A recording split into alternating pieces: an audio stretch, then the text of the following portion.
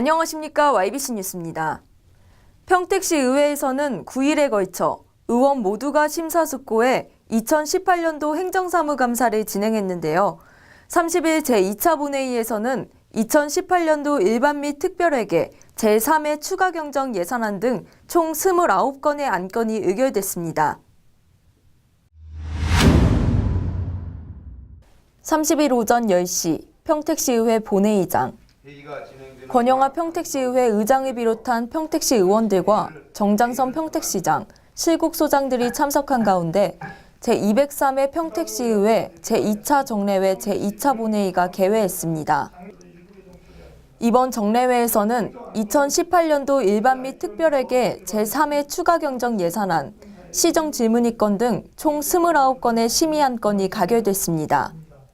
자치행정위원회에서는 평택시 시민안전보험 가입 및 운영 조례안 등 총 18건이 원안 가결됐으며 평택시 관급공사의 임금체불 등 방지에 관한 조례 일부 개정안을 포함한 총 3건이 수정 가결됐습니다. 권한건은 시민을 대상으로 시민안전보험을 가입하여 일상생활 중 예기치 못한 각종 재난, 재해로 피해를 입었을 경우 안정적으로 대처할 수 있도록 제도적 장치를 마련하여 시민의 삶의 질을 도모하기 위하여 제출된 안건으로 본위원회에서는 조례 제정의 필요성이 있다고 심사되어 원안 가결하였습니다. 또 산업건설위원회에서는 평택시 공유경제 활성화에 관한 조례안 등 총 5건의 조례안이 원안 가결됐습니다. 공유경제 활성화를 위한 정책 수립 등 시장의 책무와 공유단체 등에 대한 재정 지원 근거를 마련하고 공유단체 또는 공유기업 지원 등에 관한 심의 및 자문을 위하여 평택시 공유경제 촉진위원회를 설치하고자 하는 사항으로. 이어 김학봉 기획조정실장은 올해 사업 마무리를 위해 편성된 2018년도 일반 및 특별회계 제3회 추가경정 예산을 설명하며 예산이 효율적으로 집행될 수 있도록 최선을 다하겠다고 전했습니다.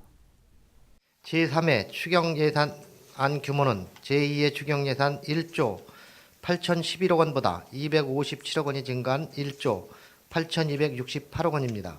회계별 예산 규모는 일반 회계가 129억 원이 증가한 1조 3,665억 원, 특별 회계는 128억 원이 증가한 4,603억 원이 되겠습니다. 이날 제2차 본회의에서 유승영 의원은 신평동을 중심으로 도시재생에 대한 평택시의 입장에 대해 서면으로 시정질문했으며 김동숙 의원은 타 지자체의 무형문화유산 육성 실태를 밝히며 평택시도 무형문화재 전수 교육관의 건립이 필요하다고 강조했습니다. 임실 필봉농악 전수 공간인 필봉문화촌은 교육시설과 숙박시설, 공연시설, 편의시설, 칠학원, 필봉문화관 등 인구 3만 명의 작은 자치단체라고 여겨지지 않을 정도로 규모 있고 체계적인 필봉농악 전수시설을 갖추고 있었습니다. 평택농악은 국가 중요 무형문화재로서 지정된 전국 6대 농악 가운데 역동성과 연위성이 가장 뛰어나고 문화관광 상품성에서도 훌륭한 자산 가치를 갖고 있지만 평택시는 이를 극대화시키지 못하고 있습니다. 정장선 시장은 평택시의 무형문화유산 전수 방안 개선이 필요하다는 것에 동의하며 방안을 마련하겠다고 답했습니다. 우리 김동숙 의원님이 제안하신 여러 가지 앞으로 미래 확장성을 위해서도 옳지 않기 때문에 저는 이전하는 데 전적으로 동의를 합니다.